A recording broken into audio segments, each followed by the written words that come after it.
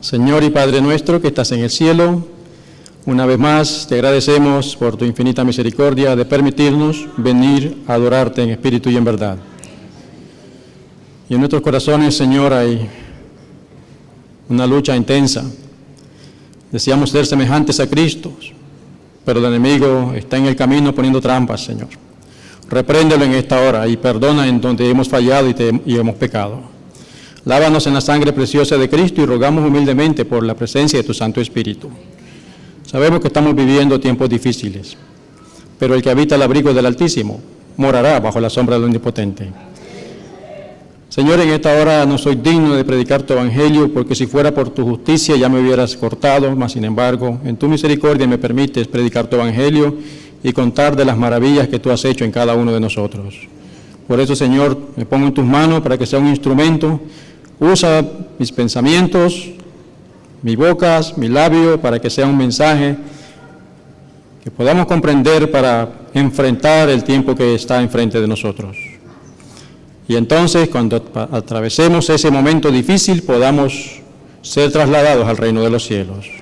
Te ruego por cada alma en este lugar, gracias por darnos la oportunidad de servirte y que todo sea para honra y gloria de tu nombre. En el nombre de Jesús lo pedimos. Amén.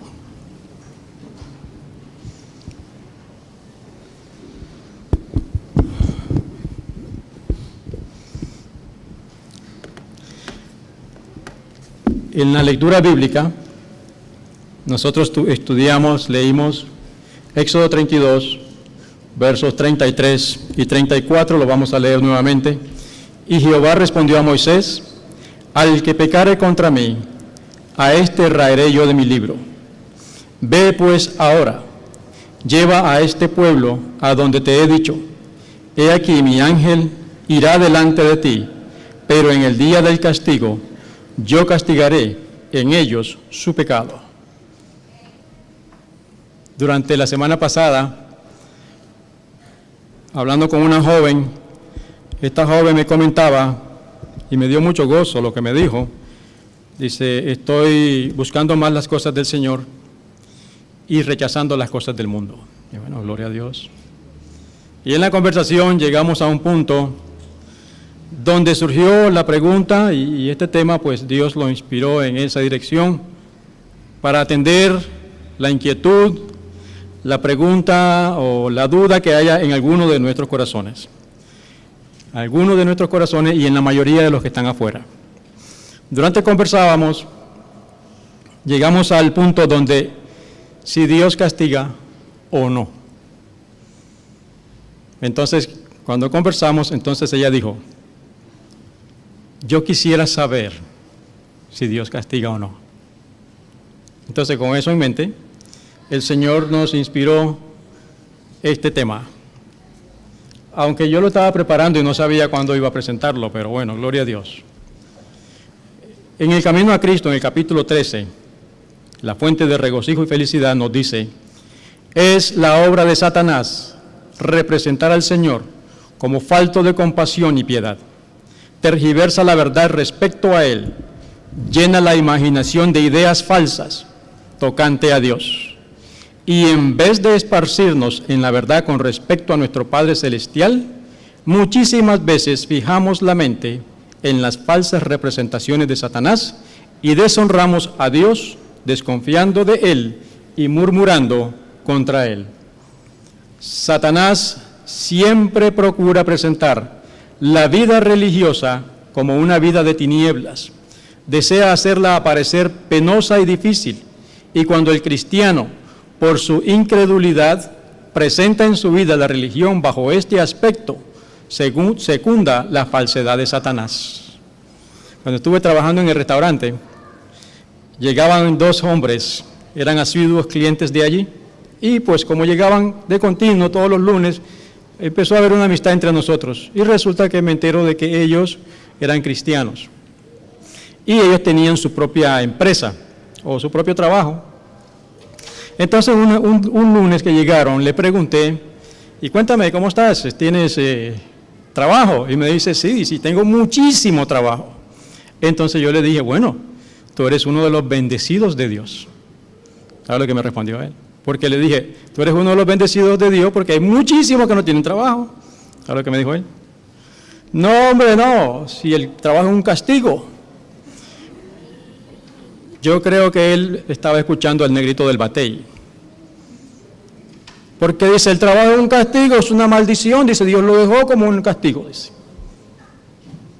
Entonces imagínense, si estos son los cristianos que hablan así, ¿qué será lo de allá afuera? Y como no entendemos entonces cómo es Dios, esto nos está llevando a vivir en tiempos extremadamente peligrosos, ¿sí o no? El Señor Jesús dijo que iban a haber, justo antes de su venida, pues guerra, iba a haber también hambres, rumores de guerra. En el testimonio de Jesucristo dice que cada vez son más frecuentes los asaltos y los secuestros, y el armamento corre allá afuera de una manera increíble. Y eso pues nos está haciendo vivir en una crisis, ¿sí o no? O también en unos tiempos difíciles. Es allí donde hemos tomado el nombre del título de este tema. Tiempos difíciles, medidas extremas, sin embargo, cuidado con los extremos, porque te pueden hacer daño. Entonces, en la Escritura es donde nosotros siempre vemos, este libro está escrito para hablarnos en realidad de la gran controversia entre Cristo y Satanás, ¿cierto? Y desde que este individuo, Lucifer en ese tiempo, se rebeló contra Dios, ha llegado a llenar el universo entero de tragedia, de dolor, de miseria. Y entonces la Escritura, la Santa Biblia, lo que hace es hablarnos de muchas crisis, pero nosotros nos vamos a enfocar en esta hora en aprender de esas crisis, porque de la medida como nosotros nos desarrollemos en la crisis, vamos a tener consecuencias. También vamos a usar, además de las Sagradas Escrituras, el testimonio de Jesucristo, donde nos dice el Señor, en Joya de los Testimonios, tomo 2, bajo el título El conflicto inminente, una gran crisis aguarda al pueblo de Dios, una crisis aguarda al mundo, la lucha más portentosa de todas las edades está por producirse, acontecimientos que durante más de 40 años nosotros, eso lo escribió allá en 1880, imagínense, para nosotros ya son más de 170 años, ¿cierto? Basados en la autoridad de la palabra profética, hemos declarado inminentes, se están cumpliendo ante nuestros ojos, ¿sí o no? Pero nosotros vamos a tomar la Escritura, porque toda la Escritura es inspirada por Dios y es útil para enseñar, para corregir, para instruir, para que nosotros sepamos cómo vamos a enfrentar esta crisis. Decía entonces que la primera crisis empezó en el cielo y luego con Adán y Eva cuando decidieron desobedecer a nuestro Dios en Génesis capítulo 3, y de ahí en adelante una serie de crisis, pero en esta hora queremos tomar la que está en Levítico 10, 1 al 3. En Levítico 10, 1 al 3, dice, Nadab y Abiú, hijos de Aarón, tomaron cada uno su incensario y pusieron en ellos fuego, sobre el cual pusieron incienso, y ofrecieron delante de Jehová fuego extraño, que él nunca les mandó. Y salió fuego de delante de Jehová, y los quemó, y murieron delante de Jehová. ¿No suena como un Dios misericordioso, Y lo que sigue a continuación es aún más duro. Entonces dijo Moisés a Aarón, esto es lo que habló Jehová diciendo, en los que a mí se acercan, me santificaré, y en presencia de todo el pueblo seré glorificado. Y Aarón cayó. Ese es un tiempo de crisis, ¿sí o no? ¿Usted imagina como padre que suceda eso en la presencia de usted viendo eso y que Dios le diga, calla? ¿No parece un Dios misericordioso? Entonces, aquellos perversos que tergiversan la Escritura dicen, ve, ahí está diciendo que Dios es un Dios verdugo.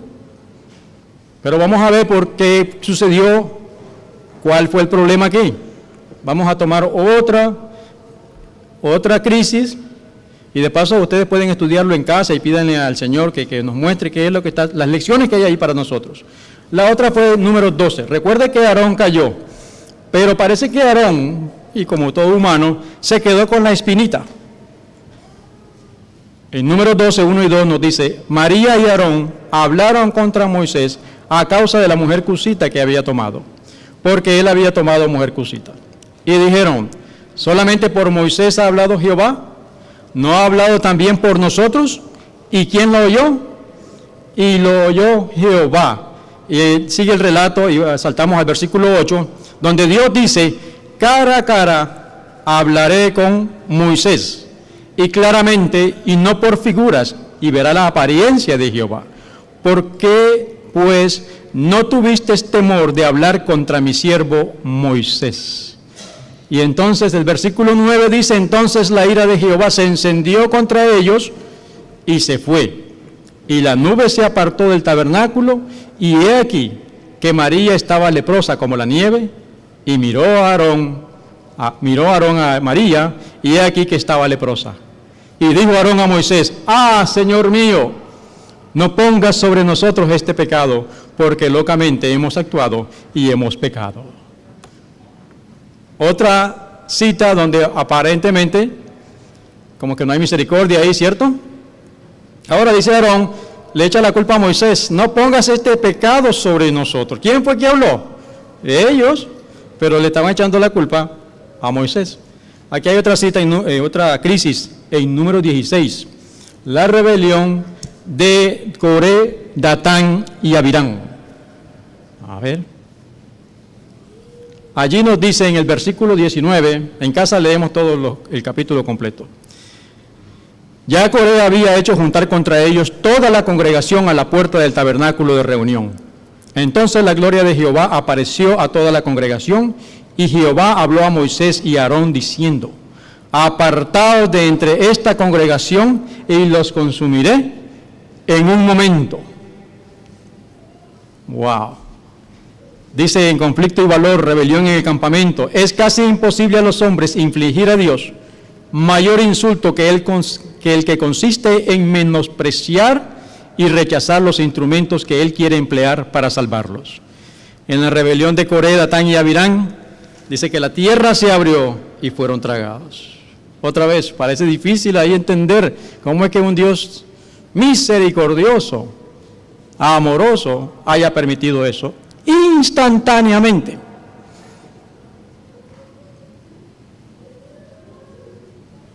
¿Cuál sería la respuesta? Sencillo. Habría que estudiar toda la Biblia. Todos estos individuos estuvieron cautivos en Egipto. Todos estos individuos vieron la mano poderosa de Jehová hacer caer las plagas, y no les tocó a ellos. Todos estos individuos vieron cómo Dios los guiaba en columna de fuego por la noche y columna de nube durante el día. Todos estos individuos vieron a Jehová Dios abrir el mar rojo cuando el enemigo venía detrás de ellos. Todos estos individuos vieron a Dios dándole maná por 40 años, hermano. Ese es un Dios misericordioso. Pero cuando las personas se van arriba y queremos hacer nuestras decisiones, allí nos metemos en problemas. Entonces, por eso es, ahora bien, cuando nosotros somos llamados por Dios y aceptamos la invitación y venimos a ser hijos de Dios, entonces dice acá que entre los que se acercan a Dios, Él debe ser glorificado. Por lo tanto, cuando yo decidí ser cristiano, yo dije dejar de ser del mundo y no puedo seguir siendo mundano ni actuando como la gente del mundo. Debe haber algo diferente, algo tiene que cambiar en mí. Porque Él dice que en los que a mí se acercan seré santificado. ¿Por qué? Porque la vida de cada uno de nosotros es una carta de amor que Dios manda a las personas que están a tu alrededor. Por eso estos individuos allí mismo les cayó. Ahora bien, Dios no castiga, porque ya leímos en la lectura bíblica que hay un día que va a ser castigado, porque Dios no ha castigado a nadie todavía. Entonces, ¿qué ha pasado con ellos? Debemos de entender que Dios dice que el que sea rebelde será cortado de su pueblo. Porque si Dios castigara, entonces Satanás ya no existiera. ¿Qué hace Dios? Los manda a descansar porque ya han pasado la copa de la misericordia, de la gracia, y ahora ya están descansando hasta que Cristo venga. El día del castigo es también conocido como la obra extraña de Jehová Dios, porque Timoteo dice que Dios no quiere que nadie se pierda, sino que todos procedamos al arrepentimiento. Entonces todavía a esta gente fueron cortadas, igual que los antediluvianos. Va a haber un día en que todos van a recibir ya sea la recompensa vida eterna o la destrucción eterna. Aparentemente, después de esos eventos ya no hubo más situaciones tan drásticas de eliminar instantáneamente al pecador, aunque sí hubieron algunos casos. Entonces David escribió, o más bien Salomón, en Eclesiastés 8:11, nos dice: por cuanto no se ejecuta luego sentencia sobre la mala obra, el corazón de los hijos de los hombres está en ellos dispuestos para hacer el mal. O sea que Dios ha permitido ahora, por ejemplo, si fuera el mismo, o es el mismo Dios, pero si Dios ahora mismo se presentara ante nosotros, ¿cuántos de nosotros quedaríamos vivos? ¿Cómo así? Pero si somos el pueblo de Dios. Pero hay pecado en nosotros entonces, que nos destruiría. Por eso Él decidió, con el Espíritu Santo, Él puede estar con nosotros, estarnos diciendo: arrepiéntete, porque si sigues en esa dirección, vas a ser destruido. Eso es la misericordia, esa vocecita que constantemente te está diciendo: arrepiéntete, no lo hagas. Entonces, dice, como no se ejecuta luego la sentencia, el corazón de los hombres dice: no, hay que hacer diversión, porque total, el mundo no se va a acabar, vamos a seguir de fiesta, Dios es un Dios de amor, Dios es un Dios de misericordia, Dios no va a destruir. Ahora vamos a saltar a otra crisis, que en esta sí nos vamos a entretener un poquito más, porque vamos a ir ahora a la raíz de la crisis. Porque si nosotros sabemos dónde está la raíz, es igual que la obra médico-misionera, si sé dónde está el problema, entonces ahora ya va a poder resolver el problema, ¿sí o no? Primera de Samuel 2:12. En 1 Samuel 2:12 también les invito a que lean en casa todo el capítulo. Aquí vamos a hablar de otros hijos de un sacerdote. Eran los hijos de Elí, eran hombres impíos y no tenían conocimiento de Jehová. ¿Cómo así? Si eran los hijos del sacerdote, del sumo sacerdote. Y por ellos ser así, eso trajo al pueblo de Israel una gran crisis, y el arca cayó en manos de los filisteos. ¿Cómo se llamaba ese día? Cuando cayó Elí y se golpeó la nuca y murió. Antes de morir dijo: Icabod, la gloria de Dios ha sido quitada. Seguimos leyendo en el versículo 22, pues ya leímos que no conocían a Dios, pero Elí era muy viejo y oía de todo lo que sus hijos hacían con todo Israel, y cómo dormían con las mujeres que velaban a la puerta del tabernáculo de reunión. Yo me acuerdo cuando no era cristiano, muchos hombres allá afuera decían: no voy a la iglesia, y a mi mujer no le permito que vaya a la iglesia porque seguro que va a dormir con el pastor. Parece que eso viene desde aquí, desde los días de Elí, desde los hijos de Elí. Y les dijo: ¿por qué hacéis cosas semejantes? Porque yo oigo de todo este pueblo vuestros malos procederes. Le dice Elí a los hijos: no, hijos míos, porque no es buena la fama la que yo oigo, pues hacéis pecar al pueblo de Jehová. Si pecare el hombre contra el hombre, los jueces le juzgarán, mas si alguno pecare contra Jehová, ¿quién rogará por él? Pero ellos no oyeron la voz de su padre, porque Jehová había resuelto hacerlos morir. Quiere decir que ya ellos, la rebelión era tan grande, estaba tan implantada, como dice el testimonio de Jesucristo, la rebelión establecida es incurable. Y ya ellos, pues ya estaba determinado el destino en ellos.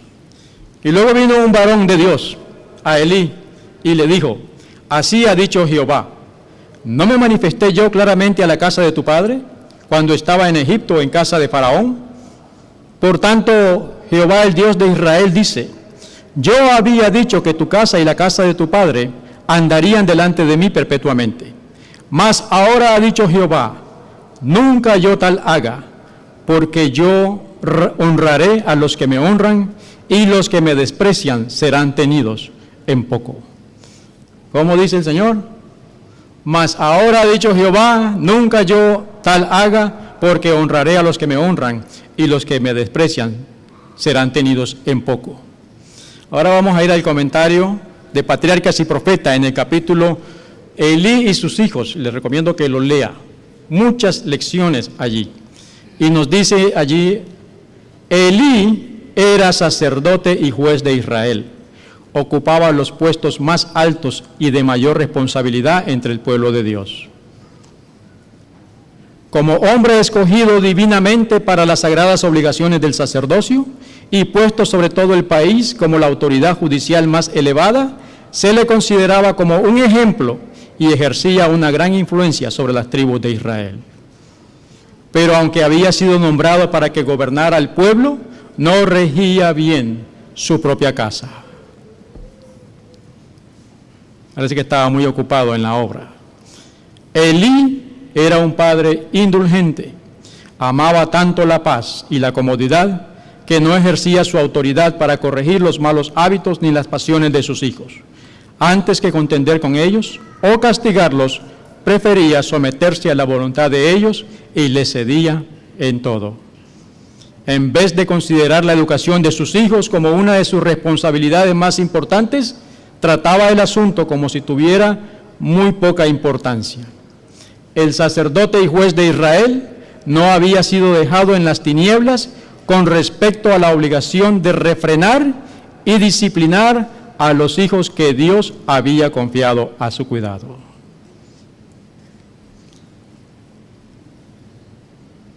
Pero Elí se sustrajo a estas obligaciones porque significaban contrariar la voluntad de sus hijos y le imponían la necesidad de castigarlos y de negarles ciertas cosas. Sin pensar las consecuencias terribles de su proceder, satisfizo todos los deseos de sus hijos y descuidó la obra de prepararlos para el servicio de Dios y los deberes de la vida. Dios acusó a Elí de honrar a sus hijos más que al Señor. Antes que avergonzar a sus hijos por sus prácticas impías y odiosas, Elí había permitido que la ofrenda destinada por Dios a ser una bendición para Israel se trocase en cosa abominable. Oiga, note eso. ¿Qué hizo Dios? Acusó a Elí. Ay, ¿cómo nos verá Dios a nosotros? Y eso trajo la crisis de sus días. Los que siguen sus propias inclinaciones, en su afecto ciego por sus hijos, y permitiéndoles que satisfagan sus deseos egoístas, no les hacen sentir el peso de la autoridad de Dios para reprender el pecado y corregir el mal. Ponen de manifiesto que honran a sus hijos, impíos más que a Dios. Sienten más anhelo por escuchar la reputación de ellos que por glorificar a Dios, y tienen más deseo de complacer a sus hijos que de agradar al Señor y de mantener su servicio libre de toda apariencia de mal. A Elí, como sumo sacerdote y juez de Israel, Dios le consideraba responsable por la condición moral y religiosa de su pueblo, y en un sentido muy especial por el carácter de sus hijos. Él debió haber procurado refrenar primero la impiedad por medidas benignas, pero si éstas no daban resultados positivos, debiera haber dominado el mal por los medios más severos. Provocó el desagrado del Señor al no reprender el pecado ni ejecutar justicia sobre el pecador. No se podía confiar en él para que mantuviera puro a Israel. Aquellos que no tienen suficiente valor para reprender el mal, o que por indolencia o falta de interés no hacen esfuerzos fervientes para purificar la familia o la iglesia de Dios, son considerados responsables del mal que resulte de su descuido del deber. Ay, oiga eso, bastante tengo yo con mi vida propia, con el yo mío, y ahora se me cargan también los pecados de la esposa y de los hijos en la familia. Y si soy anciano, pastor o líder, la condición de la iglesia se me cobra a mí también. ¡Wow! son considerados responsables del mal que resulte de su descuido del deber. Son tan responsables de los males que hubiéramos podido impedir en otros por el ejercicio de la autoridad paternal o pastoral, como si hubiésemos cometido los tales hechos nosotros mismos. Está seria la cosa. Por eso, hermanos, nosotros somos una familia y nosotros debemos de ayudarnos unos a otros, no estar en una guerra abierta. Aquí no hay una lucha de poder, hay una cabeza, Cristo Jesús. Dios es un Dios de orden y Dios pone sus dirigentes. Si el dirigente está haciendo contrario a lo que Dios dice, déjelo que Dios se va a encargar de él, usted siga obedeciendo a Dios. Por eso, cuidado con los extremos, no se vaya ni para un lado ni para el otro, siga el camino, la verdad y la vida, que es Cristo Jesús. O sea que todos esos pecados también nos cargan a nosotros los dirigentes. Ay, mamá. Elí no administró su casa de acuerdo con los reglamentos que Dios dio para el gobierno de la familia. Siguió su propio juicio. Ahora, ¿cuáles son los reglamentos que Dios le dio? Los estatutos, decretos, ordenanzas, preceptos, mandamientos y la ley de Dios. 6 cosas dio Dios para el pueblo de Dios. Hoy solamente nos hemos enfocado en la ley de Dios y entonces como no se enseñan ni los preceptos, porque se me dice a mí como padre cómo yo debo de actuar en mi hogar, como esposo, como hijo, como hermano, como individuo, cómo yo debo hacer negocio con cualquier persona, cómo yo debo cuidar mi cuerpo, todas esas cosas para ser un pueblo santo, una nación santa. Pero Elí descuidó eso y siguió su propio juicio. Por eso, hermano querido, nosotros, los hijos de Dios, toditos debemos de estudiar la palabra de Dios por nosotros mismos. Si hay una sola Biblia, si hay un solo Espíritu, todos aquí nosotros deberíamos ser unánimes. ¿Sí o no? Yo no puedo seguir mi propio juicio. El día que siga mi propio juicio, dice en la gran controversia entre Cristo y Satanás, en el mismo introducción, el principio que induce a abandonarse a impresiones y a descuidar las Santas Escrituras solo puede conducir a la confusión, al engaño y a la ruina. Solo sirve para fomentar los designios del maligno. El padre indulgente pasó por alto las faltas y los pecados de sus hijos en su niñez, lisonjeándose de que después de algún tiempo, al crecer, abandonarían sus tendencias impías. Muchos están cometiendo ahora un error semejante. Creen conocer una manera mejor de educar a sus hijos que la indicada por Dios en su palabra. Fomentan tendencias malas en ellos y se excusan diciendo, son demasiado jóvenes para ser castigados. Esperemos que sean mayores y se puede razonar con ellos. En esta forma se permite que los malos hábitos se fortalezcan hasta convertirse en una segunda naturaleza. Los niños crecen sin freno, con rasgos de carácter que son una maldición para ellos durante toda su vida y que propenderán a reproducirse en otros. Sigue diciendo en el mismo capítulo, no hay maldición más grande en una casa que la de permitir a los niños que hagan su propia voluntad. Por eso estamos como estamos. Todos nuestros jóvenes, si ustedes se fijan, todas las últimas masacres son jóvenes de 17 a 25 años que crecieron jugando las maquinitas y viendo las peliculitas. Cuando los padres acceden a todos los deseos de sus hijos y les permiten participar en cosas que reconocen perjudiciales, los hijos pierden todo respeto.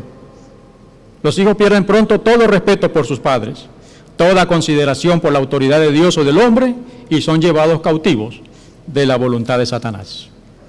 La influencia de una familia mal gobernada se difunde y es desastrosa para toda la sociedad.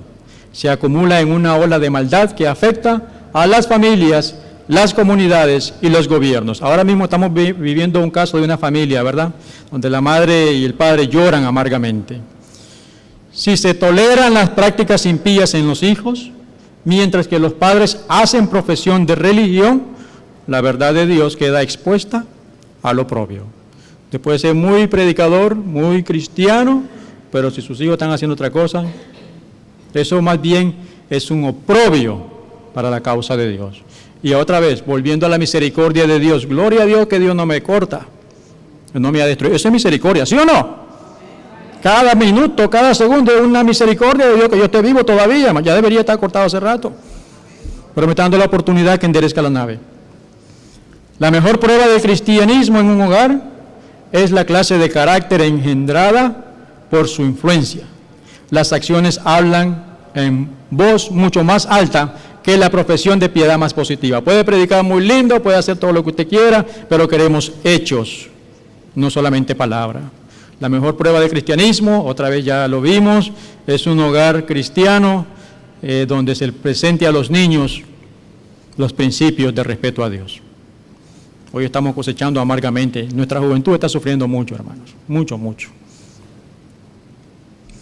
La madre siempre debiera tener la cooperación del padre en sus esfuerzos para establecer el fundamento de un buen carácter cristiano en sus hijos. Eso es lo que Dios quería. Pero a todos nosotros, los que nacimos de México para allá abajo, nos enseñaron que usted es varoncito, usted es un hombrecito. Eso es para los mexicanos dicen una palabra, pero yo, las hermanas, para las señoras. Y entonces el muy varoncito estaba borracho, tendido, tirado en una calle, mientras que los hijos pobres sufriendo. Y el domingo muy aleluya y gloria a Dios. El otro extremo es,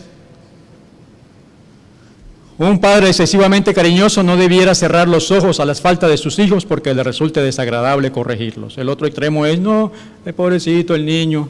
Dice, debiera inculcarse en la mente de los niños los principios correctos. Si los padres se unen en esta obra de disciplina, los niños entenderán lo que se requiere de ellos. Pero si el padre, por palabra o apariencia, muestra que no aprueba la disciplina que da a la madre, si cree que ella es demasiado estricta y piensa que él debe compensar la rigurosidad con mimos y con descendencias, se arruinarán los hijos. Los padres complacientes recurrirán a engaños y los hijos pronto sabrán que pueden hacer lo que les plazca.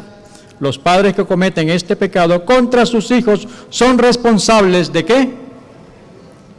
La pérdida de sus almas.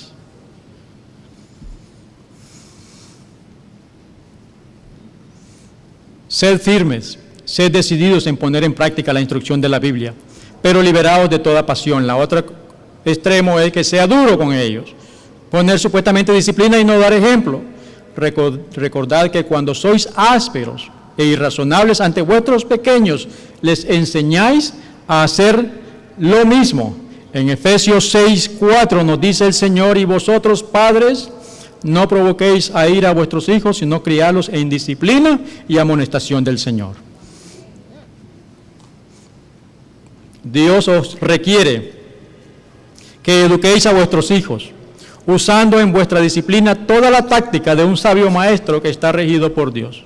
Imagínate, si nunca había tocado la Biblia, no había Biblia en casa. Antes de mucho la misericordia de Dios. Si el poder de Dios que convierte se ejerce en vuestro hogar, vosotros mismos aprenderéis constantemente. Representaréis el carácter de Cristo y agradarán a Dios vuestros esfuerzos en este sentido. Nunca descuidéis la obra que debiera hacerse para los miembros menores de la familia del Señor. Padres, vosotros sois la luz de vuestro hogar. Brille pues vuestra luz en forma de palabras amables, en sedantes tonos de voz. Quitad de ellas el aguijón mediante la oración a Dios en procura de dominio propio. Y los ángeles estarán en vuestro hogar, pues ellos observarán vuestra luz. Wow.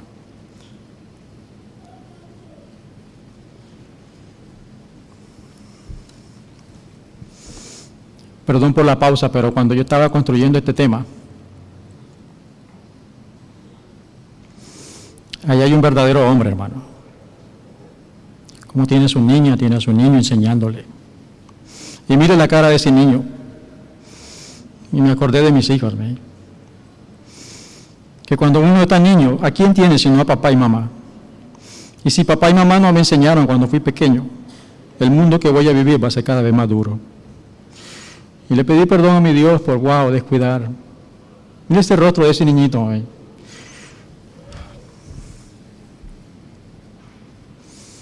La disciplina que deis a vuestros hijos proseguirá en forma de corrientes fuertes y claras, que llegan hasta el mundo saliendo de vuestro hogar correctamente conducido. Eso fue la teoría, ahora vamos a la práctica. Allá por el año, creo que fue el año 2008, estábamos nosotros todavía allá en Buchanan. No, en Buchanan no, allá en David, segundo piso. Y en aquellos días apareció un joven que se llamaba Antonio Bonilla, lo trajo la hermana Elizabeth César, que había sido quemado en un accidente y trajo. Y nos hicimos amistad, es nicaragüense. En los años 1983 yo estuve en las montañas de Pantasma con P, no con F. Y estaba en el servicio militar obligatorio y ahí el Señor me libró de víboras, de balaceras, de ríos revueltos, de avispas, milagrosamente. Y este muchacho era de ese lugar. Y como nos hicimos amigos, acordamos de que, curiosamente, yo le había pedido a Dios antes de conocerlo a él, Señor, a mí me gustaría volver a Pantasma, pero quisiera ir con otro ejército, porque yo estaba con el ejército de aquí, y ahora quería ir con el ejército de Cristo Jesús. Y me envía este hombre, y acordamos, y él me da una encomienda para llevársela a su casa. Y Dios me estaba contestando ahí la pregunta de la oración, de ir nuevamente a ese lugar. Pero resulta, hermanos, que nosotros habíamos hecho un viaje de 4 semanas. En la tercera semana yo pensé, voy a ir a atender este asunto y luego ya pues nos volvemos. El día anterior, o 2 días anteriores a que yo fuera a ese viaje, mi hijo se enfermó de dengue. Y los médicos dijeron, hay que ponerlo en estudio porque le puede ser un dengue hemorrágico. Y si es un dengue hemorrágico, el muchacho se va a morir. A la mañana siguiente, hermano, ¿qué usted hace? ¿Usted va a hacer lo que tiene que hacer o se queda cuidando a su niño? Y esta es otra de las trampitas de Satanás. Porque Satanás usa mucho los sentimientos y las emociones. Me levanté a las 4 de la mañana, el muchacho estaba allí en una cama. Y le dije, mira hijo, si yo me quedo aquí, ¿qué puedo hacer? No puedo hacer nada. Pero si yo le obedezco a Dios, Él te va a cuidar a ti. Y lloré con él y me fui. Cuando llego allá, me dice el pastor de allá, porque yo le conté la situación, tengo esta situación, y él me dice, no se puede ir, hermano, porque hemos invitado por radio, dice, a todo este pueblo, dice, y van a estar en el estadio para escuchar a un predicador que viene de los Estados Unidos. Bueno, hermano, vamos a hacer entonces, ni modo, vamos a hacerlo. Y hermano, increíble ahí esa gente como venía caminando 2 días de camino de la montaña, escuchando el mensaje. Al día siguiente, que tiene que hacer ahora una reunión con todos los pastores dominicales. Entonces les dimos los estudios, les dimos mensajes, y entonces ya cuando ya estoy concluyendo, le digo al hermano, yo tengo que irme inmediatamente porque tengo al muchacho que está enfermo. Cuando estamos ahí conversando, aparece un hombre en medio de la reunión de todos los pastores y dice, ¿quién es Francisco Moncada? ¿Quién es Francisco Moncada? Y entonces me sorprende. Dice su esposa que tiene que regresar inmediatamente porque su hija está enferma y la van a operar. Yo dije, wow. Pero espérate un momento, ¿quién es? ¿Es mi hija o es mi hijo? Y entonces ahora sí, hermano, dije yo, wow. Y ahí nosotros somos propensos a veces a dudar. Pero gloria a Dios que ese fue el proceso de entrenamiento, porque todavía en esos años yo tenía 3 añitos de ser cristiano. Y entonces cuando yo vengo con toda esa guerra aquí en la mente, y yo le dije al Señor, ¿será que me estoy volviendo fanático? Porque yo estoy aquí pensando que tú te has dicho que yo tengo que ir a predicar el evangelio a todo lugar.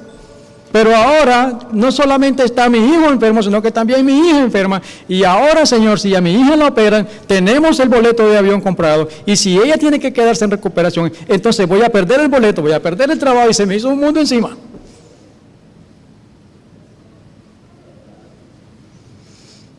Pero después me vino a la mente, castillo fuerte es nuestro Dios. Después el resto del camino llegó a la casa. Oye, qué viaje más largo, 8 horas desde lo más profundo de la montaña hasta llegar a la ciudad. Y obviamente en mi país, en aquellos días, no sé si ahora todavía, no había luz, nunca hay luz. Oscuro todo eso. Agarro un taxi, voy a la casa y afortunadamente, gloria a Dios, estaba, el cuñado le había prestado el carro a mi hermano y estaban precisamente en el momento que llegué en la casa. Y entonces me entero que era la hija la que estaba en el hospital ahora. Y entonces ella arrancó para el hospital.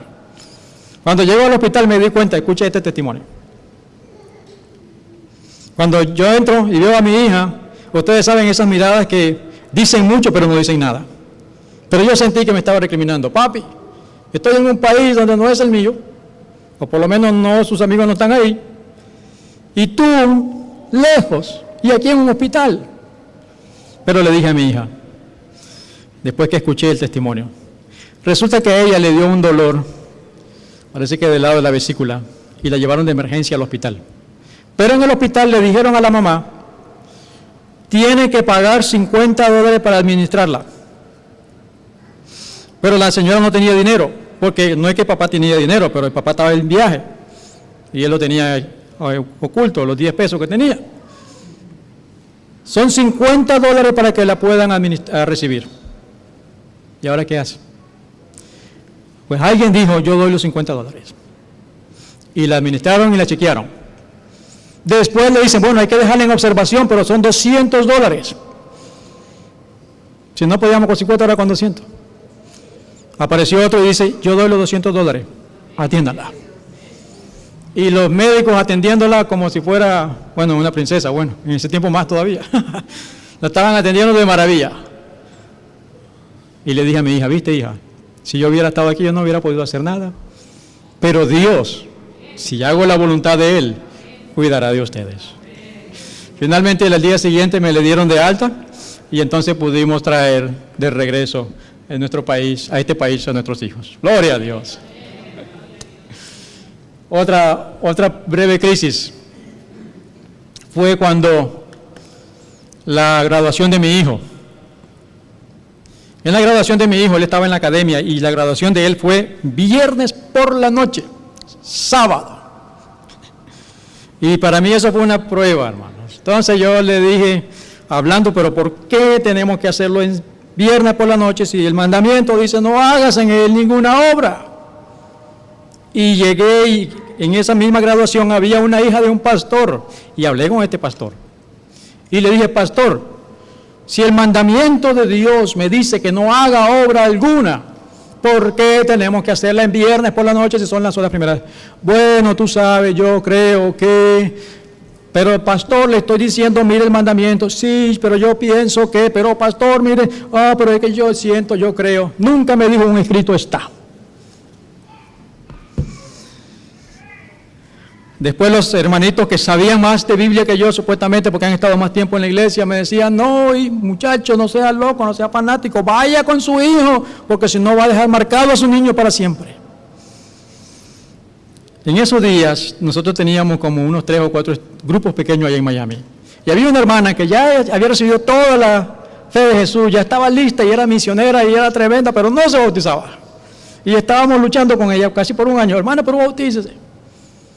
Él llegó el viernes. El viernes le digo a mi hijo, mira hijo, yo no puedo acompañarte. Yo me fui para la iglesia. Y siempre uno va con la mente, estoy haciendo lo correcto, no lo estoy haciendo. Cuando llego a la iglesia, me dicen los hermanos, porque me senté en la última banca. ¿Qué hace aquí, hermano? Dice, vaya, siéntese ahí al frente. Dice, ¿y por qué me voy a sentar al frente?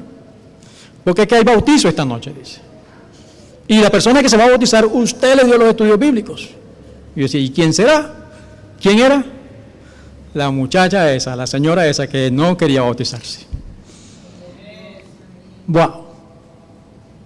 Increíble las crisis que te están preparando para la crisis grande.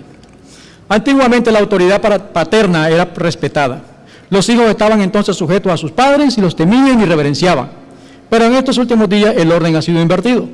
Algunos padres están sujetos a sus hijos, temen contrariar su voluntad y por lo tanto ceden a lo que les exigen. Eso me llevó a otra crisis. Ustedes saben, los muchachos crecen empiezan a trabajar, tienen su dinerito en la bolsa, tienen el carro y como ya son, dicen ellos, mayores de edad, se van por ahí. Y yo entendiendo eso, yo les dije, bueno, está bien, yo sé que son jóvenes, los sábados, como la puesta de sol es a las 9, vengan a las 12 pues. Ah, no, me venían a la 1, me venían a las 2, y era conflicto. Y entonces la cosa se fue calentando, y ustedes imagínense la madre del lado de los hijos, del lado de lo que Dios dice. Entonces, yo les dije, yo quiero la bendición de Dios en mi casa. Y si ustedes van a seguir actuando así, se van a tener que ir. Y tú estarás pensando, a este se le pasó la mano aquí. Y por mucho tiempo estuve con eso en la mente, dándole vuelta. Pero Dios me enseñó la respuesta aquí. Tú la vas a ver. Porque tal vez, o alguno que está viendo por cámara, por video, por internet, tiene este conflicto. ¿A quién obedecer? ¿A Dios? ¿O a cualquier otra cosa? Sea hijo, madre, esposa, lo que sea.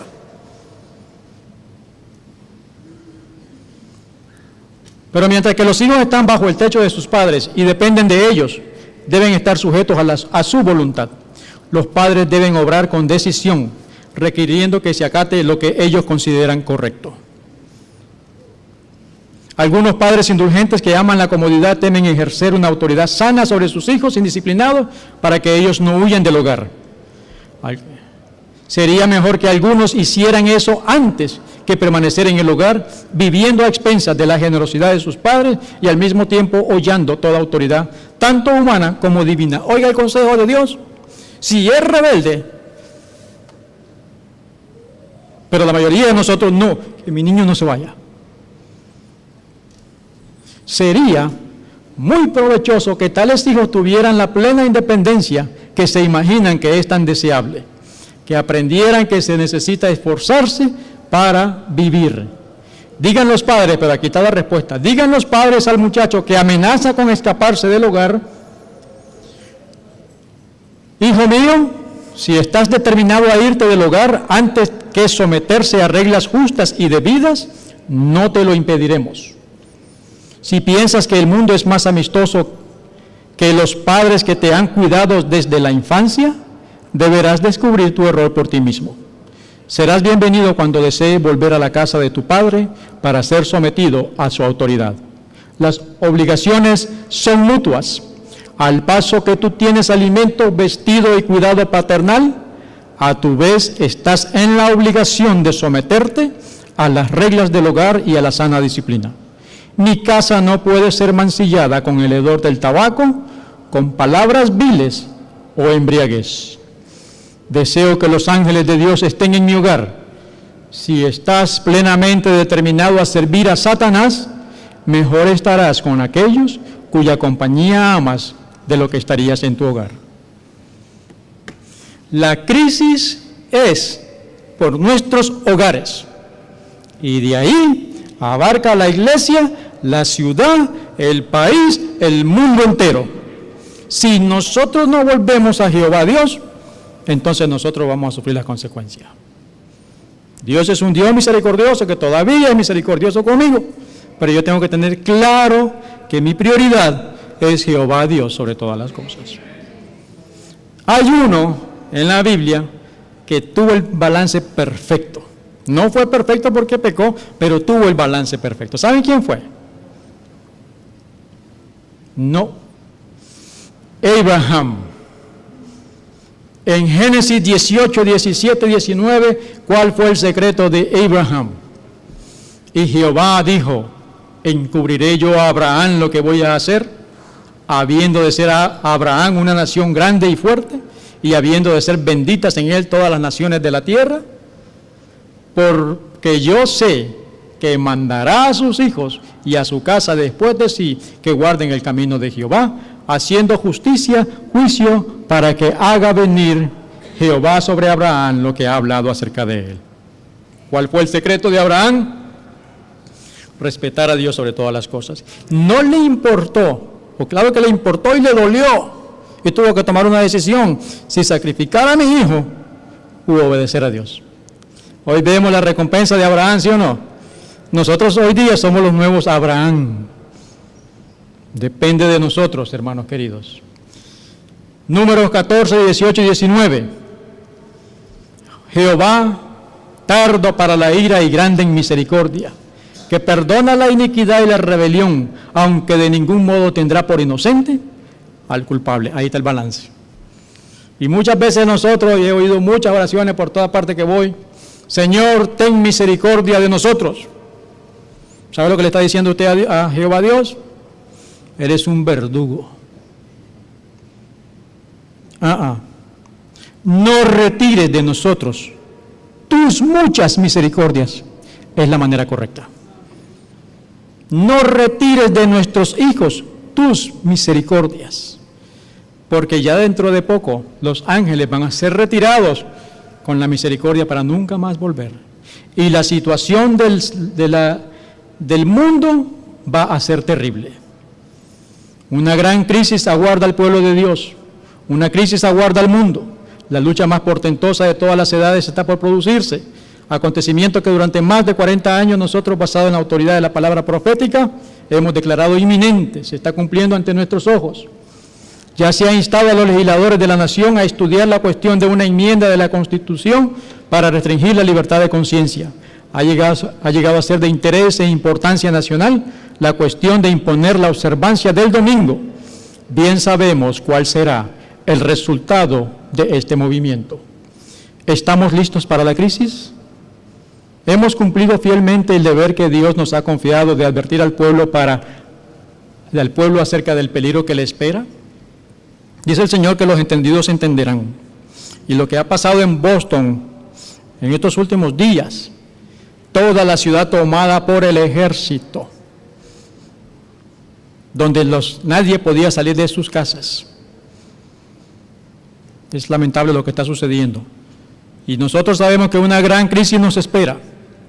El Señor ha dejado las indicaciones que nosotros debemos de salir de las ciudades. Y luego dice 1 de Timoteo 5, 7, 8. Manda también estas cosas para que seas irreprensibles, porque si alguno no provee para los suyos y mayormente para los de su casa, ha negado la fe y es peor que un incrédulo. El Señor dio todas las indicaciones claritas. Yo puedo predicar muy lindo, pero si yo no hago provisión para los míos, entonces Dios me va a castigar. Absolutamente. Yo voy a cumplir lo que yo coseché, yo voy a recoger lo que yo sembré. Dios por mucho tiempo ha dicho, prepárate para lo que viene, haz provisión. ¿Ustedes creen que yo ahora, después de todo lo que he predicado, voy a ir donde mi papá un día y decirle, aquí vengo con la mujer, con mis 2 hijos que ya tienen también pareja o si tienen nietos, viejo, vengo para que me des de comer? Yo lo autorizo a él que me saque a bazucazo de la casa. Porque muy cristiano y todo lo que tú quieras, si no haces provisión para tus hijos, para tu familia, para la crisis que nos viene, porque esto se nos vino encima. Y no quieren enseñarnos. Pero Dios siempre en su misericordia, aguantando todavía por un momento más. Ya vieron el secreto cuál es. Obedece a Dios sobre todas las cosas. Obedece lo que Él ha dicho que debemos de hacer y Él va a responder. Por eso Dios nos dio el Salmo 91. El Salmo 91 del 1 en adelante, todo el Salmo es para la crisis de los últimos días. El que habita al abrigo del Altísimo morará bajo la sombra del Omnipotente. Diré yo a Jehová, esperanza mía y castillo mío, mi Dios en quien confiaré. Él te librará del lazo del cazador, de la peste destructora. Con sus plumas te cubrirá y debajo de sus alas estarás seguro. Y el versículo 14 da la clave, porque ha conocido mi nombre. Bueno, esto ya no es juego más. La cosa está bien fea. Y Dios, libro Maranata dice, los eventos de los últimos días han sido claramente revelados, pero hay muchos dentro del pueblo de Dios que no tenemos idea de lo que viene. Todavía, hermano querido, Dios es un Dios de misericordia, pero ya está llegando al final. Ya ha dado todas las posibilidades, todas las oportunidades. Quiera el Dios del cielo que estos últimos días los aprovechemos para consagrarnos totalmente a Dios, para pedirle perdón, para pedirle que aumente nuestra débil fe y para que Él, yo quiero invitarte, entrega tu hogar a Dios en este momento. Entrega tu alma a Dios en este momento. Entrega a tus hijos, porque es lo que nos vamos a llevar al reino de los cielos. Quiere, al igual que yo, decirle a Dios: Señor, aumenta mi débil fe. Ayúdame a comprender cuán maravilloso tú eres, cuán misericordioso tú eres, porque nada pasa sin que Él nos lo permita. Y esto no está peor de lo que está, porque Él en su misericordia está esperando para que el pueblo despertemos y hagamos lo que tenemos que hacer. Vamos a orar para decirle al Señor: ayúdanos, porque todo lo puedo en Cristo que me fortalece.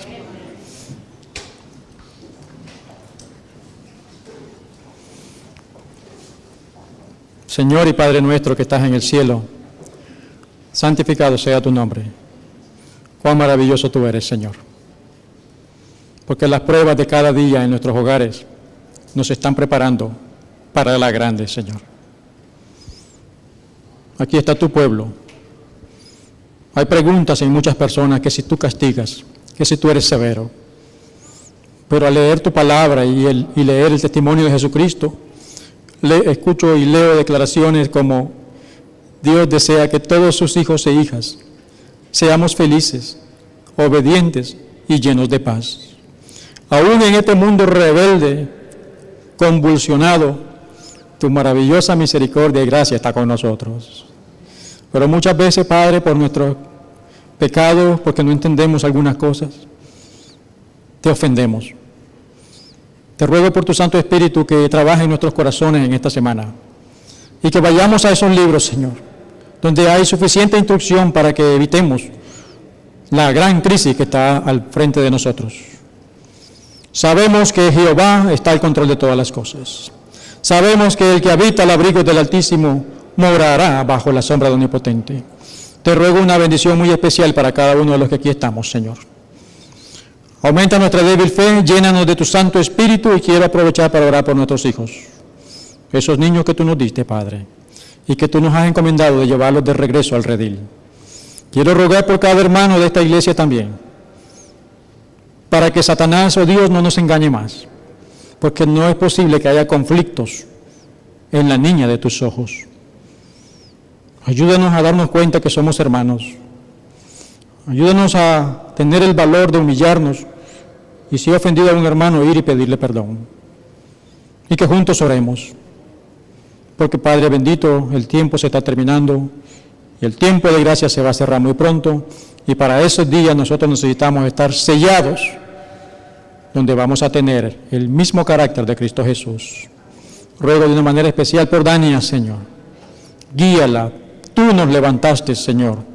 Y te suplicamos que tú la guíes hasta el reino de los cielos, Padre. Te ruego por cada amigo que nos visitó en esta hora, por cada dirigente, porque sin ti no somos absolutamente nada. Gracias, Señor, por tus muchas misericordias, porque Jehová es grande en misericordia y en verdad. Bendito y alabado sea tu nombre. Ven pronto y llévanos contigo. Te lo pedimos humildemente en el nombre santo de Cristo Jesús. Amén.